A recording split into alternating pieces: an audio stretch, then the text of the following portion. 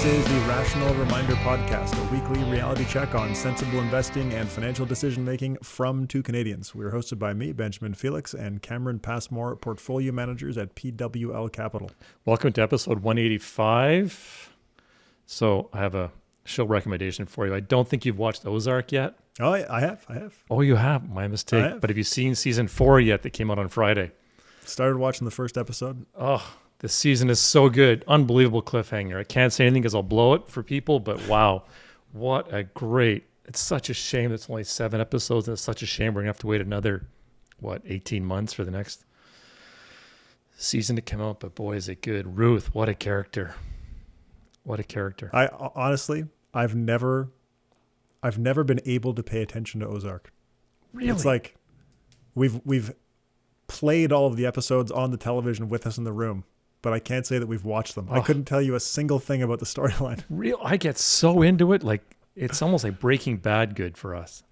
Love it. I have not found that. I found it's very good background noise, but it's like I'm on my laptop or my wife's reading a book or something. Well, you have to pay attention because there's a lot of storylines going on. Yeah, no, I have not been doing that. For sure. So on the podcast today, we had a bunch of people on. It was kind of fun.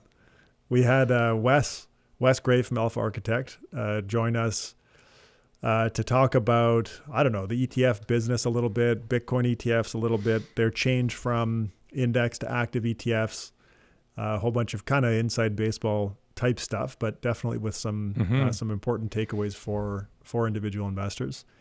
And then at the end of the episode, for our normal Talking Sense segment that Cameron and I do together, we had Robin Taub and Wes on at the same time. Robin Taub was a recent guest, and she was such a perfect fit to do Talking Sense with, just based on her book is about teaching kids about money. And so afterwards we were like, we should have done Talking Sense. But then I think your computer crashed or something, and it just we couldn't do it. So anyway, we rescheduled for her to join us to do a Talking Sense segment, and then it just happened that this was the day we could get Wes on too. So right. we did it with everybody. It was kind of fun. And she turned the tables on us with her own deck of cards. Right. So kind of fun. Good.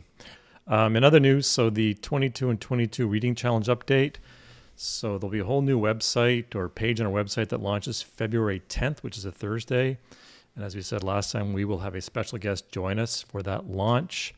In the meantime, keep track of the books that you've read so that you can upload them to the site. Angelica says it's really cool. We're supposed to see it this week, I think, Ben, get our first glimpse of the site that gamifies reading. Just a note, I've had a few people reach out saying 22 and 22 is kind of catchy, but it's a bit much, like enough with the 22 books this year. Can I do it with just 5 books? And absolutely. So it's a reading challenge. You do what you think you can do. And we're going to figure out, rewards or badges or who knows where it's going to go. We're kind of brainstorming ideas now. And I also heard Sandrine told me today that they're planning to have a vote. I think it's going to be on Instagram, Twitter, and in the community where people get to vote on what will be the next book that I read. So I'm not sure where this is going to go or where the ideas for the book will come from, but something to keep an eye out for. We also had some feedback last week that our audio levels are off on YouTube. I think Matt Gambino, our video specialist, has made some adjustments to that, so it should be better listening experience this week. If not, please put the comments out there. Upcoming guest next week, Andrew Hallam's joining us again, and we talked about his newly released book, Balance: How to Invest and Spend for Happiness, Health, and Wealth. That was a fun episode to record. I enjoyed that conversation. It was very good and very important book. And then 2 weeks after that, Ayelet Fishbach from the Booth School at Chicago, and author of the phenomenal book, Get It Done, Surprising Lessons from the Science of Motivation. And then 2 weeks after that, so in 5 weeks' time, Gerard O'Reilly, who's the co-CEO and the Chief Investment Officer of Dimensional Fund Advisors, will be here. That'd be good. Should be very good. I want to highlight in the store, we got lots of stock ready to ship. And as we've said in the past, we take no margin on this. We just cover a bit of the shipping, which is free in North America and pretty cheap around the world. You can check the store out on the Rational Reminder website. Every order gets a free pair of socks. In case you haven't seen, pretty cheap prices. So the Talking Sense cards are $30, t-shirts are $25, the super soft hoodies are $45, toques $22. So love to get some stuff out there. Couldn't see it on camera, but Wes was wearing his Rational Reminder shirt. He sure was. As always, you can check out Rational Reminder on Instagram. I'm on there as well. I don't think you're on Instagram. I think Angelica was going to make one for me because we had an issue where I was being impersonated on Instagram for a while. And it was this whole thing, and the Rational Reminder community, somebody in there like worked for Facebook or something and helped us resolve the whole it was quite the incident. So I think they're going to make an account for me so that is less likely to happen, I guess. CP313 or hashtag Rational Reminder on Peloton. I'm on Goodreads. We're both on Twitter. We're both on LinkedIn, but I think you've delegated that responsibility as well. Yep, never logging in again. And of course, the exploding community. It's just unbelievable what's going on over there. Yeah, it's up to, I think, around 6,200 people in there, but it's great. The discussions in there are fantastic. I'm active there. You're very active. Anyways, anything else to add? No, let's go ahead to episode 185. Welcome to episode 185 of the Rational Reminder podcast. Okay, for this week's book review, you may have seen it. A lot of people are recommending it. It's a book called Chatter, The Voice in Our Head, Why It Matters and How to Harness It by Ethan Kross. So it's a book I saw was recommended by Adam Grant, and it sounded interesting, and it was simply phenomenal. So Ethan Kross is a professor of psychology at University of Michigan. And get this for a cool gig. He's the director of the Emotion and Self-Help Laboratory, also at the University of Michigan. So chatter is the voice that's in our head. It's the audio track that accompanies you wherever you go. No matter what you're doing, the voice is always there, and it's always playing. And if you remember when Brian Portnoy joined us, I think the first time, he talked about us as humans are the only species that can actually, our mind can go to the past, to the current, to the future, and back and forth, and we can switch from memories to imagination all in an instant. So it's that voice that's going in your head as you're doing all of this. And while that chatter can be a great benefit to you, it can also cause all sorts of problems and challenges, and can certainly drive some people crazy. So this book is about helping people realize, first of all, you've got this inner voice, how to control it, and get this, even how to have that voice become a coach for you. So how to capitalize on, he says, this gift that you have. So clearly the challenges that it can cause are, you can have self-doubt, you can have anxiety, you can make up all kinds of stories. And when it's in our head, these are narratives that can go unchecked in our minds. So to be very mindful of that. It can also get in the way of forming goals and get in the way of certain accomplishments that we may want to do. So as he talks about in the book, it can really be, self-sabotage for a lot of people. But he says the challenge and what you really want to do is to kind of turn the tables on your inner voice and have it help you identify solutions. So if there's pain in your inner voice, is to take the energy of that pain to impact change on you and enable it to become a coach for you. And he says that you can absolutely change that voice from being an inner critic to being an inner coach. And he gives some actual strategies. And at the end of the book, there's a whole litany of strategies of what you can do. But he said it's real important to get inside your head, be thoughtful about what's going on, to be introspective about what's going on with these voices, and that this can actually lead to a more fulfilling life. So he says some of the things you can do, and I've actually been more aware of this as I listen to the chatter, but some of the things that you can do is to zoom out, like try to get a global picture of this voice that's going in your head. He also suggests try to use your own name in the voice, or use a third person that's watching, this chatter going on, or to try to be a fly on the wall. And he gives all kinds of examples like this. Another real cool part of the book that something you've talked about, especially with your move, is the benefit of having experiences that deliver awe. So something that's awesome. And he highlights especially nature, being around trees. He also says, your child's first steps. He says all of these things can help reduce the chatter, calm the chatter, and help you refocus your mind. And he says the experience of awe, which is especially when you're in the presence of something vast, such as, forest or the ocean, this makes you feel smaller. Therefore, the chatter and your voice in your head actually shrinks. And it actually causes people, get this, being by the ocean actually causes people to think that there is more time available to them. And people who spend more time in these awesome environments are more humble and more balanced and actually give more credit to outside influences to their success. And interesting, Wes talks about this later, how he's changed his lifestyle. Would have been neat to have asked him some of these questions. But we feel smaller when we gain control of our inner voice. So another one of the benefits of nature, get this, children who are not regularly exposed to nature have a 50% more chance that they'll experience depression and anxiety when they're adults. Wow. How's that for a wild statistic? That is wild. Another thing about calming chatter too is he talks about the power of rituals. So by having rituals and a structure, it enables your mind to focus on the task at hand, not organizing your world to be able to do the task at hand. So that's why a lot of people need a lot of structure and order in their lives.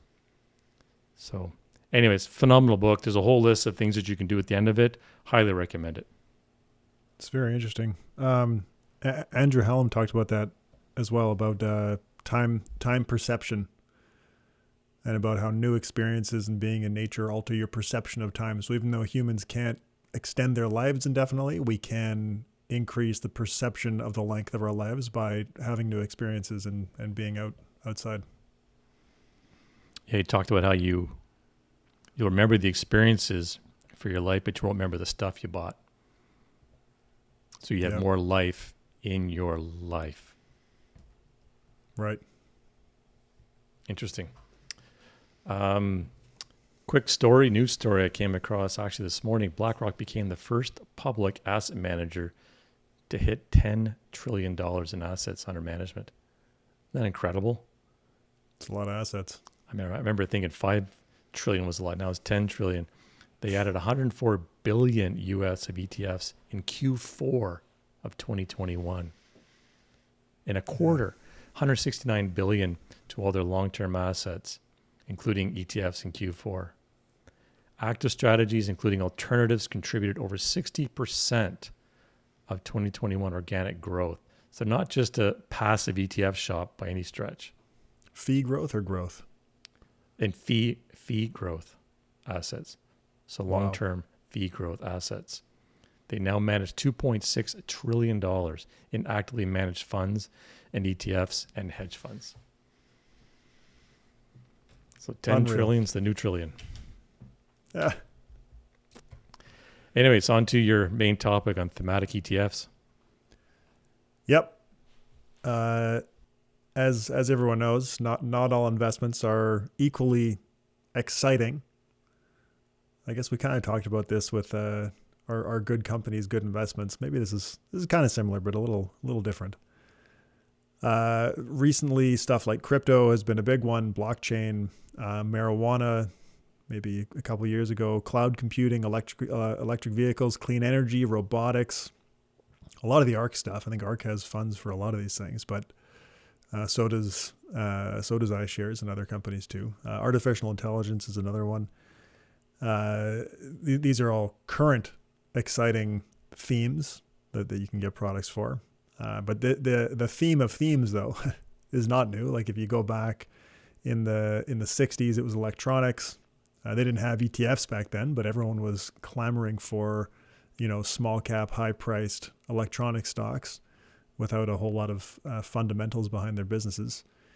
In the 70s, it was different. They had the Nifty 50, but same kind of idea. Everyone was willing to pay really high prices for these specific types of companies. It was biotech in the 80s, internet stocks in the 90s.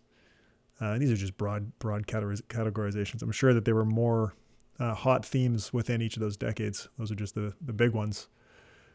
But there are similar examples going back, hundreds of years. This is not a new phenomenon by any means. And the mutual fund industry as well, all through the 90s and all the way through in Canada for sure. Yep. And the concept behind these themes, these investment themes, is that investors can participate in potentially disruptive trends or innovations with the idea, presumably, of earning excess returns in excess of the market or in excess of risk taken or whatever. S&P describes their thematic indexes as offering access to a series of technologically enabled, often disruptive industries, generally referred to in aggregate as the fourth industrial revolution. Who doesn't want that? It's pretty exciting.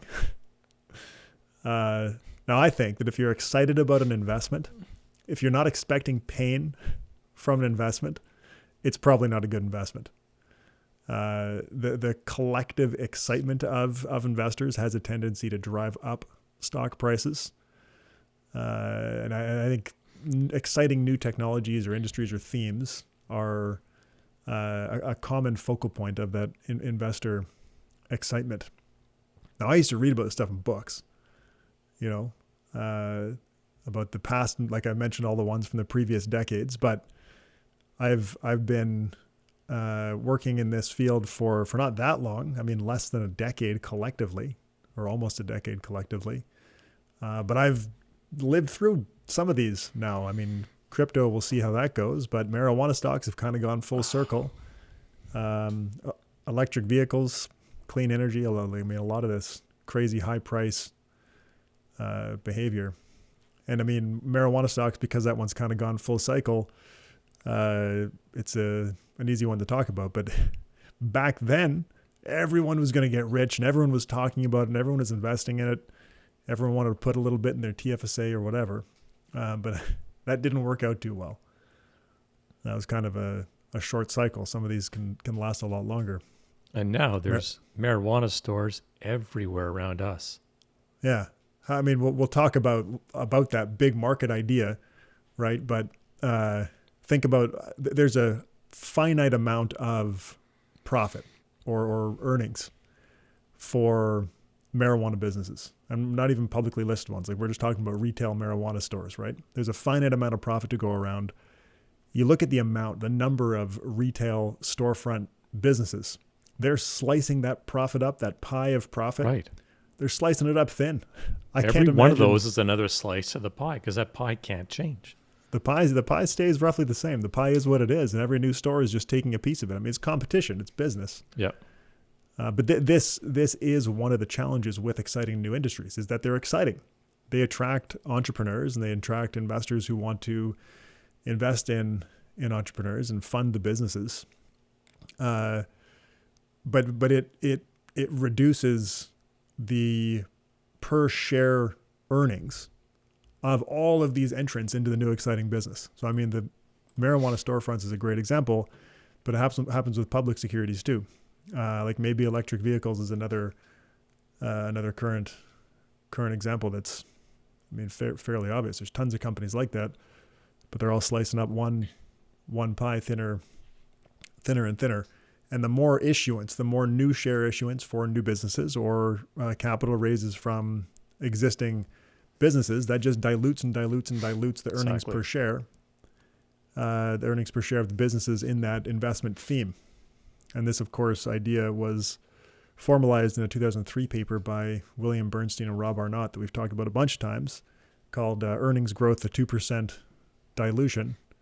And the dilution is that, basically. If there's a lot of new share issuance, the economic growth of a country or an industry or whatever is going to lead the earnings per share growth because of the dilution from share issuance.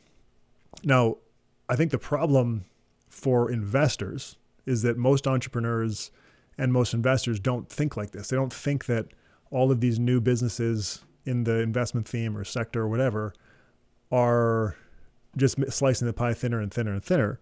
The entrepreneurs and investors are looking at this thinking, if I'm the entrepreneur, I think that I'm going to start a business that's going to be successful in a big industry. Look how big this pie is. Imagine how big my business could get. Right. But they think that they're going to win. They think that they're going to be the winner and capture a big piece of this pie. But unless they have some wide moat or big competitive advantage, they're going to face competition. Mm-hmm. And then investors, like you think whether it's VCs or retail investors or whatever, they're not looking at the company saying, geez, that looks like a bad investment because this piece of profit pie is getting sliced up so thin by all of the new entrants. They're looking at it and thinking, I'm going to pick a winner. And I think the effect of that is you get high prices because entrepreneurs think they're going to be winners, so they command high prices for their businesses.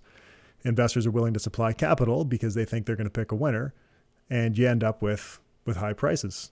And high prices make an investment theme more enticing to investors. It's like, oh, geez, look at electric vehicle stocks. Look what they did last year. I want to invest in that now after their performance.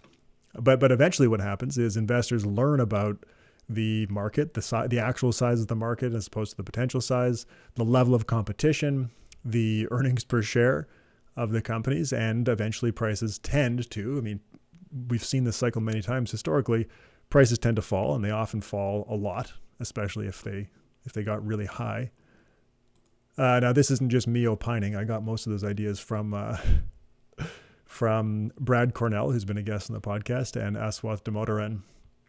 They had a paper in 2020, The Big Market Delusion, Valuation and Investment Implications. And we talked about this concept of Rob Arnott and also with Brad Cornell in past episodes. So they explain in that paper that the extent of overpricing in a market will depend on the degree of overconfidence exhibited by entrepreneurs and investors, where more overconfidence leads to higher prices. The potential size of the market, where a larger potential market leads to higher prices. The degree of uncertainty about the future profitability of the market, where greater uncertainty leads to higher prices due to an amplification of the overconfidence effect. And the perception of winner-take-all markets, where, again, if it's perceived to be a winner-take-all market, overconfident entrepreneurs and investors will assign higher prices to securities. So in the Cornell and Damodaran paper, they give examples of e-commerce in the 1990s, the online advertising industry from 2015 to 2020, and cannabis stocks in 2018. And as people would probably recognize, those were all huge markets, but with intense competition, extremely high prices, and an eventual sobering drop in prices. We talked about Jose Schenkman in a recent episode.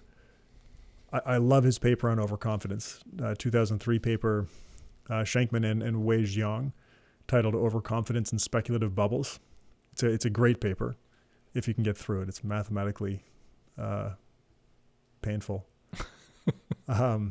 So they to remind people, or for people that haven't listened to that episode, they explain in that paper that because of the costs of short selling, overconfident investors will tend to have more of an impact on prices than pessimistic investors.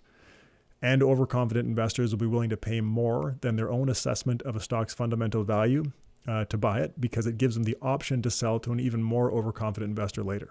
Mm. And so the result of that overconfidence is bubble-like behavior in asset prices, which, as we know, doesn't tend to end well for investors. And I think this is, and Schenkman makes a note of this in a lecture that he gave, it's especially problematic for naive investors who maybe don't know a whole lot about asset pricing or expected returns or how to assess these things on their own. So he says in this 2013 lecture, this is a quote, "Experts that wish to signal their familiarity with new technologies have a tendency to exaggerate their value and in this way generate over-optimism among naive investors. That over-optimism," and this is no longer the quote, the over-optimism among naive investors is something that financial product providers are happy or even eager to cash in on. So this is where the idea of thematic ETFs comes in. You've got all these overconfident people willing to pay high prices for some perceived big market. And if you're, iShares or Horizons, they always have stuff to meet whatever thematic need. Then these are profit opportunities. I mean, these are big markets on themselves. So there's a 2021 paper, really good paper, by Itzhak, Ben David, and three co-authors, competition for attention in the ETF space. So they find in their paper that specialized ETFs, which are typically concentrated portfolios with high fees, focused on trendy themes, they find that they're launched just after the peak of excitement and often the peak of returns related to popular investment themes. They find in the paper that specialized ETFs do not create value for investors on average, delivering a negative 4-factor alpha of about 6% on average in the 5 years after inception of the fund. Wow. Not of the index, but of the fund. And I'll talk more about that in a second. So before the fund inception, the authors of this paper find that the index is used to create the specialized index funds tend to have had very positive performance. So it's kind of slippery, right? But it makes sense economically for the fund provider. They create an index based on a popular theme with high recent past returns, positive media sentiment, high prices, all that kind of stuff. They built an ETF to track that index, keeping in mind that they are backtesting the index. They're saying, look what this index just did. But given that we know ex post that it has done well. And then they create an ETF to launch this positive backtest thematic index. They find in this paper that leading up to thematic ETF launches, the securities in the indexes tend to have been increasing in relative price. Makes sense. They use book to market and media sentiment. But pre-launch, like I was just mentioning, the indexes are not investable. So these are back-tested conceptions that index manufacturers think are going to sell. And then after the ETF launches and the index actually becomes investable, the stock valuations tend to come back to earth. And we'll put a chart in the YouTube version of this. That's a pretty good chart from the paper. And the media sentiment also tends to decline. And that's also in the chart. It's crazy. It's like mean reversion of prices and media sentiment after the theme becomes actually investable as opposed to just a back-tested index. The thematic indexes also tend to contain stocks with more positive skewness, which is that's the lottery ticket idea. Yeah, makes where sense. Typically they do poorly, but sometimes they do extremely well. And that could be interesting if somebody wants lottery-like payoffs. I mean, hey, we saw that with ARC Innovation. Well, they do want the lottery-like payoffs. They just don't want some people. They just don't want the opposite. They don't want the left tail. Yeah, well, I mean, if you want a lottery, who doesn't want to win a lottery? You expect to lose on average, right, with the lottery. Right. So they want you're right. They want the right tail. Yeah. So still on the same paper, they find that within this is interesting. Within specialized ETFs, the ones holding stocks with the highest pre-launch returns compared to the other ones, the other specialized ETFs, and media sentiment perform the worst. They perform the worst post-launch. Which further supports the idea that the issuance of specialized ETFs occurs near the peak of valuation of the underlying securities, and that's predictive of poor future performance. So the more exciting it is, the worse it probably is as an investment. Now, one thing that's interesting to think about is that people don't look at it's the big market delusion idea, right? People don't look at this and think, I'm going to lose my money by investing this thing. That's not what they think. No, because there's compelling stories behind these too, right? Yep. And they're thinking about the right tail, and they're thinking about the big market, but they're not thinking about how thinly that market's going to be sliced. So the authors of this paper, they took analyst forecasts for earnings as a proxy for investor expectations. So they just say, we're going to assume that investors believe what analysts are using as forecasts. So they find that portfolios of specialized stocks display significantly higher long-term growth forecasts in the period leading up to the ETF launch. So the stocks that are going into these thematic indexes, analysts also think that they're going to have extremely high future growth. But then after launch, the stocks in these specialized ETFs tend to experience a downward revision in growth expectations. The forecast errors measured by the realized earnings per share minus the analyst long-term growth forecast at the time of launch. So they look at where did they forecast at the time of launch versus where do earnings actually end up in real life.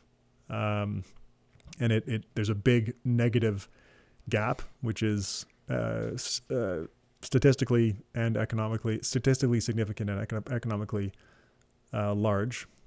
So this, again, of course, is consistent with strong over-optimism in expectations around the time of launch. And again, it's that big market idea where, oh, look, this is going to be huge. Yeah. It's going to be huge. The market will be huge, but your slice might Right. not be.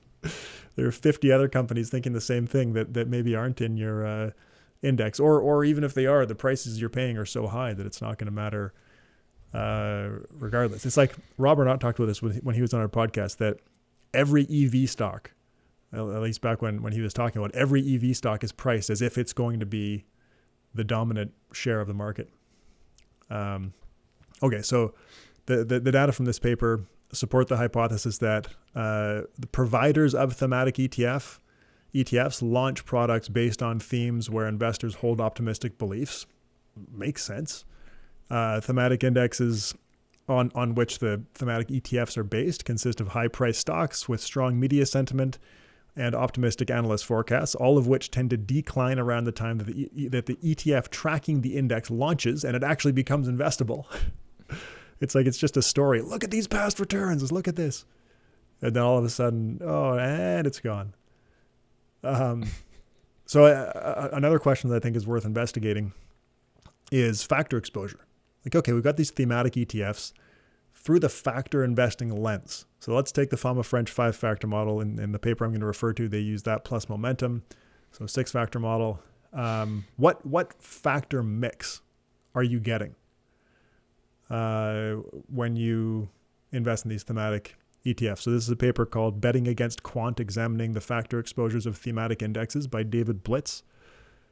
He used the thematic indexes from MSCI and S&P as his sample. He finds that thematic indexes tend to have lots of idiosyncratic risk measured by their volatility ratio. And of course, that's risk that could be diversified away in a more diversified portfolio. They also tend to be tilted towards small cap stocks with high prices, weak profitability, and a little more mixed, but generally aggressive investment.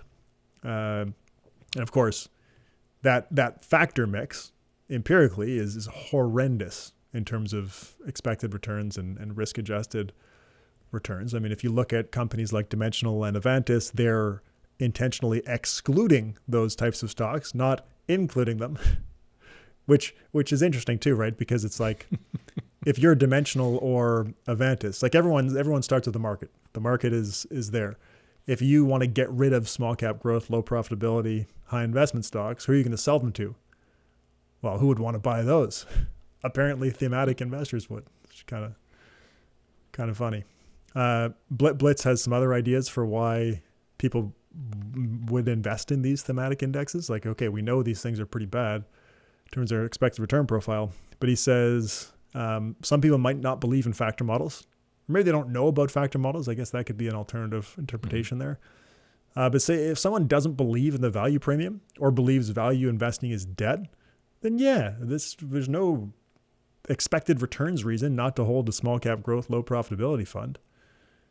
If you don't believe in asset pricing models, then it's irrelevant to you. Or if you believe that the premiums have reversed, then maybe this is a good thing. Maybe you want this small cap growth, low profitability, positive premium that you imagine to exist in the future. I think the other possibility is that these relatively concentrated portfolios, because you're getting a bad factor exposure mix, but it's also a concentrated portfolio. So you're gonna have an error. You're gonna have an alpha that's not explained by the factor exposure. So it's possible that even though the factor exposure on these things is so bad, you're going to have this big alpha because the security selection is so good. That's a good point. That's possible. But remember the data that we talked about from that other paper where pre-launch, that's true. Pre-launch on the backtested index, you do have big positive alphas. But post-launch, on average, that other paper found a 4-factor, Fama, French, and Carhart 4-factor alpha of negative 6% on average. So you get the positive alpha in the backtest, but not in the live fund, which isn't great. Another possibility that we talked about a little earlier in this segment is that people want that lottery-like payoff. People want, yeah, sure, you're going to lose on average, but you might knock it out of the park. And that's well documented. Barber and Odin have a couple pretty famous papers from 2007 and 2020, and there are lots of other papers like that people don't necessarily want standard payoffs. And then the other big one is chasing past returns and buying attention-grabbing investments. And sorry, that's the Barber and Odin reference, is attention-grabbing investments. People are more unlikely to invest in stuff that they hear about. If it's in the news or if it's because it had large or small, like extremely positive or extremely negative returns. If they saw it on TV, if they saw Elon Musk tweet about it, they're more likely, or if it was promoted to them on their Robinhood app, people are more likely to invest in that stuff. So that could be another reason people invest in thematic ETFs. And then the final possibility is that there are non-financial benefits to owning the stocks and the indexes. Like a need to belong, or if you feel good about the investment. Need to belong is interesting, because like ARK, there's a subreddit with 16,500 people. I checked how many people were in there before we started recording. And there's a community around it. So you invest in the ARK funds and you're part of the ARK community, and everyone's talking about their returns or how they're changing the world with their investment or whatever they're talking about. And that's worth something to some people. I think a lot of them are maybe hurting right now, but that's a different story. Thrill seeking is another one. Like people sometimes just like to gamble. I guess that ties into the skewness comment. But if you're satisfying a need with meeting a thrill seeking desire, then hey, who am I to tell you you're not getting a good risk adjusted return from that if it's satisfying a need. Now that paper that we were just talking about is titled "Betting Against Quant: Examining the Factor Exposures of Thematic Indexes." Now, what is that title alluding to? It's alluding to the fact that quant investors are typically investing in stocks with low prices, not high, and robust profitability, not weak, and conservative investment, not aggressive. So they're taking the opposite side of those trades, and that's something that you can do low cost, systematically. And it's theoretically sound and empirically persistent positive differences in expected returns as opposed to negative for the thematic stuff. But like I mentioned earlier, to build those portfolios, quant investors need somebody else to overweight the small cap growth, low profitability. And so it seems like that's the thematic investors doing that. And then the last piece that's, one of the worst parts about this is we can talk about how bad thematic indexes do post-launch and how bad thematic ETFs do.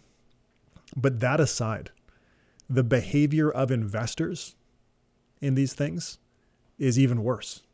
Like Morningstar has their Mind the Gap report where they compare time-weighted and money-weighted returns for various types of investments. Now, to be fair and upfront about it, the Mind the Gap report does not have thematic as a category, but they do have sector. And so the gap for sector funds is the largest gap of any fund classification other than alternative. Alternative is the biggest. But the behavior gap for sector funds is significant. It's like negative 3.4%, I think. That's the difference between the investor return and the fund return. And I don't have the data, but I'm willing to bet that thematic funds would be even worse, or at least as bad as sector funds. And Morningstar also did, there's a blog post on their blog looking at ARK, Kathy Wood's flagship ARK, ARKK fund. And this is data as of November 2021. ARK Innovation had delivered a 5-year compound return of 41.3%. Oof, wow, impressive, right? But the average ARK investor with a money-weighted return measurement had earned only 9.9%. And that was as of November. I would think now those numbers may be dramatically different. On both sides, probably. I don't know how the gap would have changed, but the time-weighted returns definitely come down. Yeah. That's a big behavior gap. Like that's historic performance, or it was at that time. But the behavior gap is ginormous. So fund companies have this massive incentive to create and market products that cater to attention-grabbing investment themes. Why do they have that incentive? Well, you look at the fees, like Cathie Wood's ARK ETF, 75 basis points. The Horizons Marijuana Life Sciences Index ETF, fee of 75 basis points, management expense ratio of 85 basis points, which includes admin costs and taxes. Whereas, like use Horizons as the example, their total return index ETFs where you get the broad market, they're like almost free. Right. Or iShares or whatever. So the margin is in these thematic ETFs. And if you can hit on themes that people are excited about and pick up some assets, then hey. In one of the papers I read, it talks about how the AUM, the assets under management of thematic ETFs, are relatively low, but they make up about a third of the fee revenue for the ETF industry. Yeah. Think about it. It's like kind of like the BlackRock thing. The active and hedge fund stuff for BlackRock is making a massive contribution to fee growth. For sure. Of course, it's not coming from, their total market index ETFs at 3 basis points. Right. Anyway, so I don't think thematic ETFs are like lighting your money on fire, to put it gently. It's good business for the ETF providers. Right. But if you're jumping on a thematic bandwagon, I think you should expect to lose money in the short run, even though sometimes that doesn't happen. But that wasn't just like ARK had the fantastic performance, but it wasn't just ARK. Small cap growth, low profitability as a class had phenomenal performance in over a short period of time. So it can happen that you'll have a good short-term outcome, but long-term, the expected returns are terrible. And most of the time in the short run, also going to be terrible. You can't buy a backtest. You can feel good about it, but you can't actually invest in the backtest. All right, that's it. Awesome. All right, thanks. Let's go over and welcome Wes Gray to the podcast. All right, Wes Gray, welcome back to the Rational Reminder podcast. Thanks for having me, gentlemen. Happy to be here. So you guys being Alpha Architect, recently announced that you're switching from an index to an active implementation for your ETFs. What are the advantages to going active? For us, it's basically bombing a lot of costs that we don't want to deal with associated with maintaining an index, and then the additional compliance of having an index and putting up walls internally. It frankly just didn't make any sense to us. And then now that all the tax rules are all harmonized across ETFs, it's all good. Because I think we're one of the few shops that actually started off active, moved to index for tax reasons, and then now we're moving back to active because tax doesn't matter, but we save more cost. And yet our underlying process is literally exactly the same the whole time. Wow. It's just all legal stuff. So interesting. So was that what changed the tax treatment of active? Yeah. So what happened is in the old days, a lot of the initial providers like Vanguard, Wisdom Tree, they had a different active relief down here, which allowed them to basically do custom baskets just without any recourse. And then what happened is when we launched, like even though everyone did it, and it was kind of understood, like technically in a relief, you're not supposed to do custom baskets. And then once that was brought to our attention and it was like, hey, technically you shouldn't be doing this, even though we understand that other people are doing it, until they harmonize the rules, you should probably do something else. So we're like, okay, great. So we went and blew 50 grand on switching to index just for tax. And that now that I think it was 2019, they did that, the unifying ETF rule down here where they said, this is crazy. that there's like 20 different rules for everyone out there. Let's just harmonize it across the board. So, people like Alpha Architect don't have to blow 50 grand just because they're not Vanguard. And let's make it equal. And so now that it's equal, we can go back to active because we don't really benefit from being indexed. Like we're not, as you guys know, we're not like an intense marketing shop. Index has benefits because you can market your back test. It's easier to get on like big wirehouse platforms. So there's definitely some uses for it, but those uses are just not that useful to us. So how should investors weigh the active versus index implementations? I'm just thinking this through as an investor when they're choosing a fund. So it really depends, and it's probably marginal to be honest, but so whenever you're an index fund, or an active fund, you always have an option to not disclose what is going to be in your basket. So even though we self-index technically till for 6 more days from now, anytime we do a rebalance, we don't go out to the world and say, hey, here's our new index. What we do is we say, hey, we are going to post up our new index like in 2 days from now, but tomorrow we're going to actually maneuver to our new index, and then we're going to announce what the new index is, right? So we've always been able to trade to our index, which is what active people do. So we've always operated like that, whether we're called index or we're called active. But generally what happens is with index funds more broadly, especially like big famous ones like S&P, they'll throw up what they call a forward-looking basket. So it's basically saying, hey, here's our index to the world. And then tomorrow you would go implement executions to trade to that basket. And, there's big arguments about, well, does that increase impact cost? Does it actually improve liquidity? What have you? I don't really know the answer to that. But from an actual nitty-gritty implementation perspective, we do the same thing regardless if it was active or index based. So you're just as systematic as you were before, rules based as before. Yes. And does it feel different in how you're managing it at all, or it really is? No, not really. I mean, the one thing you get though is the problem with being index is you are very beholden to the rules, hard and fast, like period, right? And anytime you do something, even if it's any sort of change, even if it's quote unquote de minimis, you're going to have to document that, put that in your compliance manual. It's a huge pain. Where obviously, if you're active, the nice thing about it is you don't have to deal with this extra compliance burden. And so let's say, hey, I don't want to rebalance tomorrow because for whatever reason, something crazy is going on.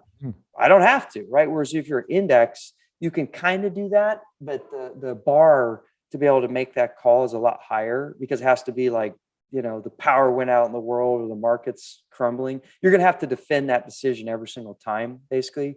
Whereas if I'm active fund and I want to change my rebalance date, I could just wake up tomorrow and say, nope, we're doing it tomorrow, not today.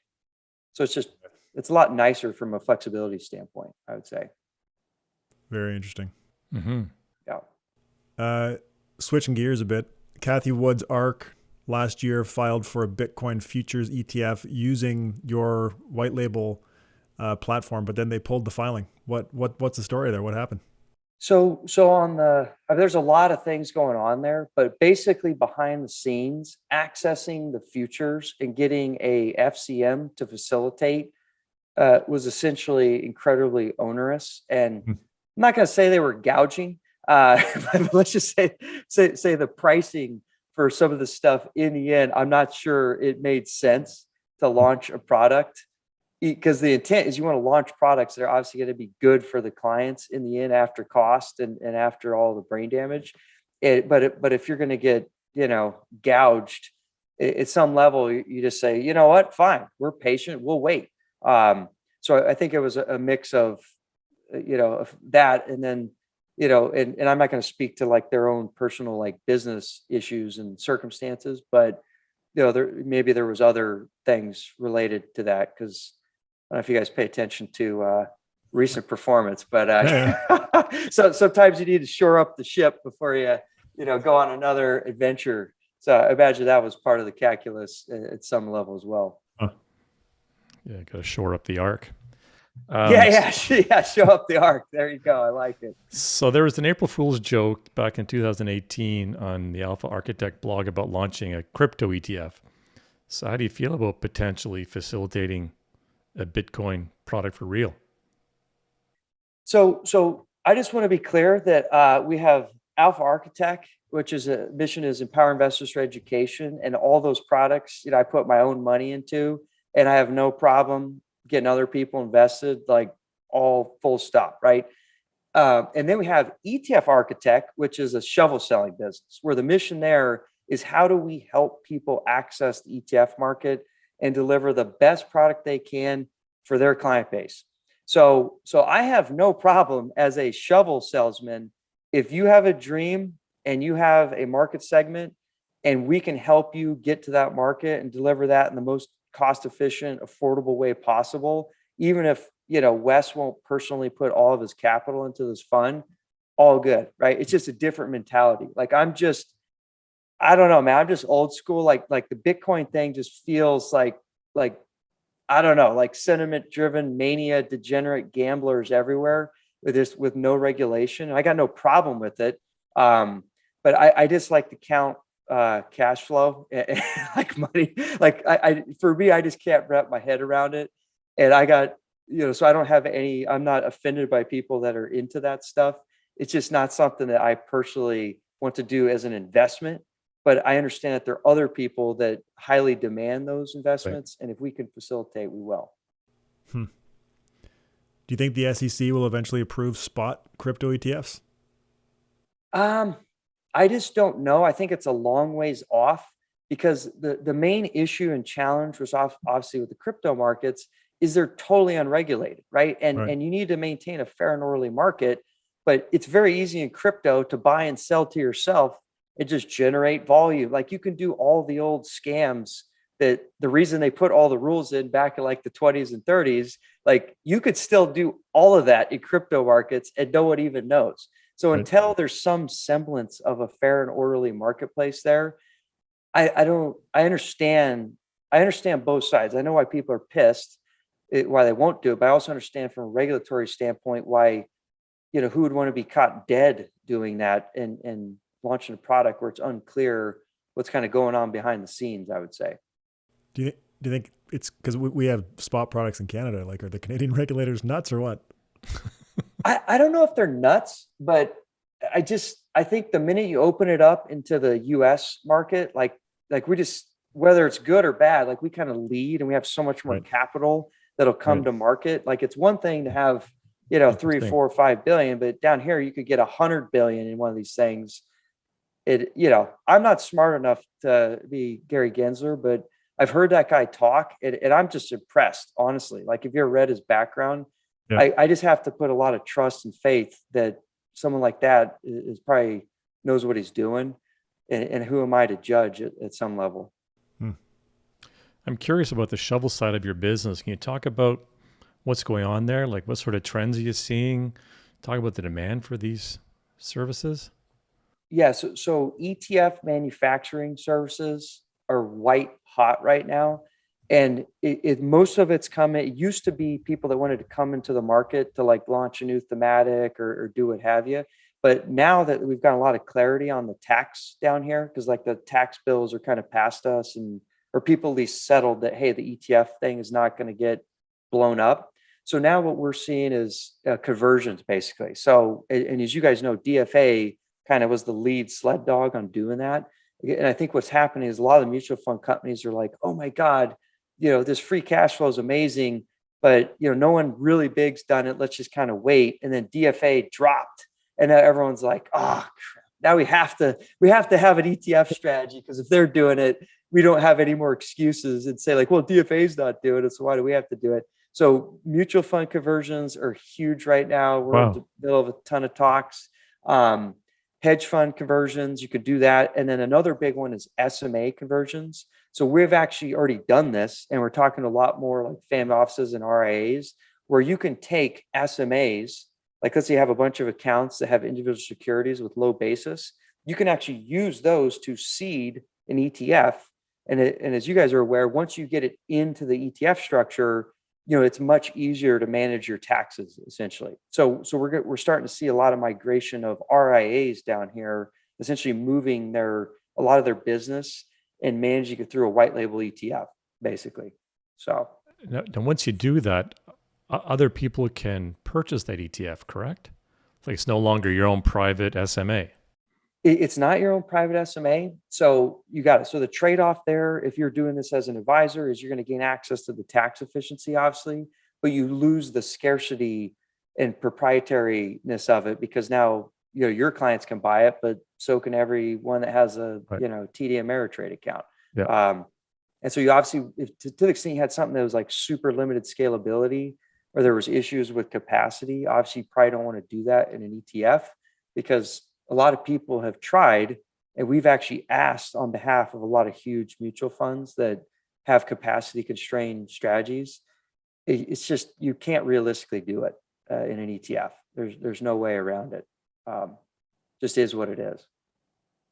How does it work? Like if it's the example you just gave with an RIA taking an SMA and sticking it into an ETF, if there's not a ton of volume on that, how does that work with the authorized participants? Like, is the creation redemption process still smooth?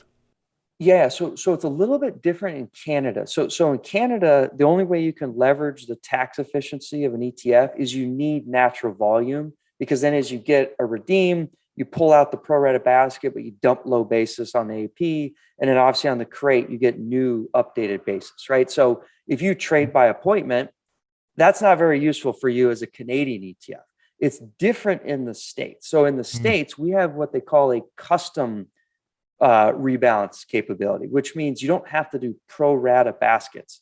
So if I want to redeem or crate, it doesn't have to be the exact basket we're currently on. I could literally take like your portfolio and trade it for cash, and it's all good. You could trade for anything. So even if you never trade a single share in a US ETF, you can't guarantee anything, but you can almost guarantee 100% tax efficiency, because at any given moment, I can do a custom rebalance and just dump out basis and then accept in new basis, essentially. Jeez. Wow. So it's very different than the Canadian market.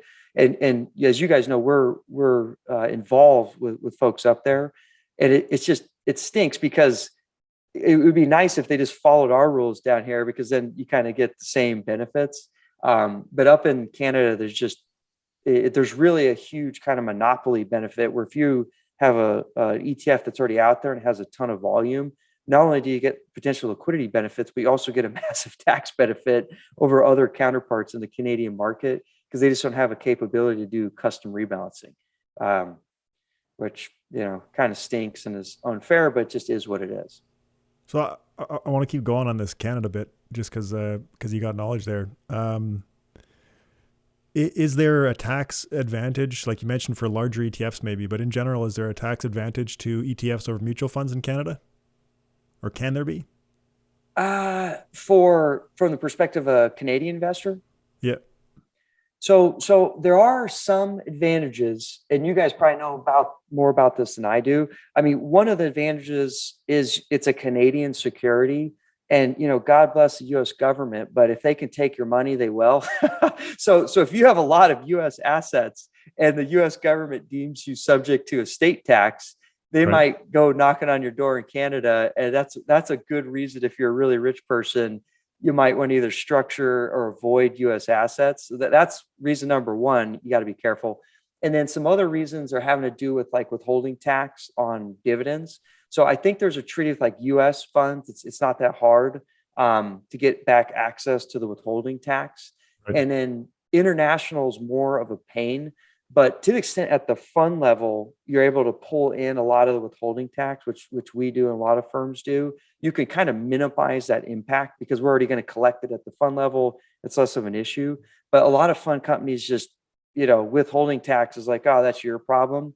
And my understanding is that you basically can never get that if you're trading through an ETF in the US that owns international securities. You kind of have to punt on that component. So there's definitely some issues with the Canadian investors owning US ETFs, but you guys obviously probably know that a lot more than I do. What about on the like in the U.S., the ETF has a pretty significant tax advantage over a mutual fund in the U.S. for a U.S. investor. Is there anything like that in Canada? Like if you're a Canadian owning an ETF, do you have an advantage over a Canadian?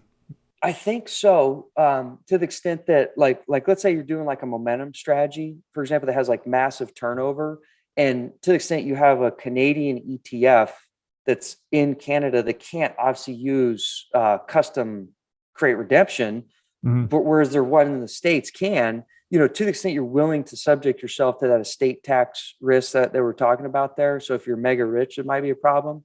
But as long as you're not mega rich, but you're still taxable and you're willing to deal with like the currency issues, I do think there probably is a pretty substantial tax benefit even to a Canadian investor to owning like US vehicles, because you implicitly get to take advantage of the fact that down here, for whatever reason, our capital gain distributions are usually going to be zero, where that capability is going to be limited in the Canadian market.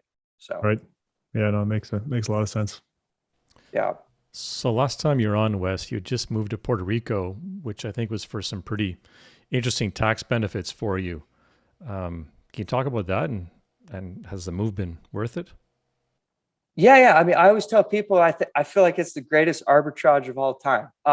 It's not for everybody, but so the basic logic for why I did it is my wife and I were kind of looking for an opportunity to kind of give our kids something unique, adventurous. And originally we're like, hey, let's go move to Chile and learn Spanish, or just do something different. And then as I kept digging, because we're so buried in the weeds on like esoteric tax stuff, I always knew about Puerto Rico, and I was like, well, wait a second. I don't need to change a passport. They have this insane tax benefit, and it's like effectively going to a different country. They speak Spanish here. And so I pitched my wife, and she's like, well, yeah, that sounds a lot better. So yeah, we moved down here last May. And I love it, honestly. Like, great weather. The people are super cool. Like, we're like already functional in Spanish at this point. It's easy for me to manage, our business and our team through like the internet, what have you. Plus I have really good teammates. So I just kind of get in the way at this point, if I'm actually in person. So it's been wonderful for me, in particular. It's maybe not for everyone, but, yeah, if any of your listeners are interested or want to talk about it, happy to, oblige. That's easy. How long do you plan on staying there? Honestly, I plan on being here for an indefinite future. My wife's actually up in Philly, like getting her house ready to be sold. So I Wow. mean, unless there's, I mean, maybe when I hit a Cat 5 and, my roof blows off and I'm, blown away out to sea, I might have a different tune. But, I survived hurricane season this last year. It wasn't that bad. And I've been in hurricanes before when I used to live in Japan. I love it. I mean, it's low tax, low cost of living, great people, great food, tons of entrepreneurs down here. So it's right next to the beach. I mean, I honestly, I don't know why more people aren't moving down here, to be frank, but I'm not other people. So I think it's an arbitrage opportunity personally, but the market's spoken, right? There's not too many people crazy enough to like move their whole family down to Puerto Rico and do it. So I don't know if it's a heavy status quo bias or maybe the market's efficient and I'm just missing something. It could be a possibility as well. Well, thanks for joining us, Wes. Can you stick around for the Talking Sense part of the podcast? Sure, of course. Awesome. All right, so let's move to the Talking Sense segment of this episode. And Wes, we're going to welcome back a past guest, Robin Taub. So Robin, welcome to the show. Thanks for having me back. This is the first time we've ever had four of us doing this. And you suggested off air that maybe you could pull some cards since you have a deck of these as well. So I've got one to kick off, which I'll throw to you guys. So I've got a quote for you from Ralph Waldo Emerson. And the quote is, "Money often costs too much." What do you think this means, Wes? I have no idea, but I imagine maybe it has something to do with like people focus on it too much. And that's all they put their whole life and time into is money and not their family, their relationships and that kind of stuff. That'd be my guess. It's a good answer. Robin, what do you think? I agree with that, that if you focus too much on money for the sake of money, that you'll pay the price in other areas of your life. I was also thinking times like now where we have some volatility going on in the markets, that what's happening in your portfolio could often cause some of your mental space these days. That's another cost. Ben, any other thoughts? Oh, I think Wes totally nailed it on the first go. All right. Robin, do you have a card ready, or do you want to pull another one? I do. Fire away. An investment in knowledge pays the best interest. Benjamin Franklin. What do you think that means? Cameron, you go first. Can you repeat it, Robin, so I don't miss it? Sure. An investment in knowledge pays the best interest. Benjamin Franklin. Oh, I completely agree. And people know how passionate I've become about reading. And I just love learning and knowledge. So I completely agree. You guys? Then go for it.